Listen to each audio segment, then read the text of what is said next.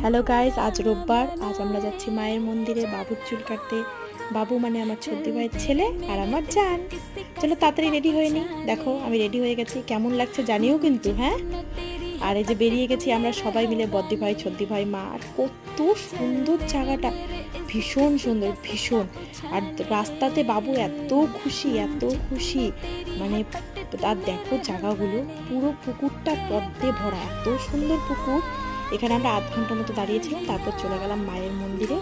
দেখো মায়ের মুখটা দেখে মনটা একদম শান্তিতে ভরে যায়, এত সুন্দর। তারপর মা বাবার পুজো হলো, বাবুরও পুজো করা হয়ে গেছে। এখন বাবু বসবে চুল কাটতে। আমি অবাক হয়ে গেছি, বাবু একটুও কান্না করেনি চুল কাটতে বসে, ভীষণ খুশি, ও রীতিমতো হাসছে। কিন্তু হ্যাঁ, চুল কাটার পরে একটু অবাক হয়ে গেছিলো, এখন একটু অবাক হয়ে আছে, ও ভাবছে কি হয়ে গেল এটার সাথে। তারপর বাবু একটু খেলনা করলো, তারপর আমরা প্রসাদ নিয়ে মন্দির থেকে বেরিয়ে গেলাম। Tata, bye bye.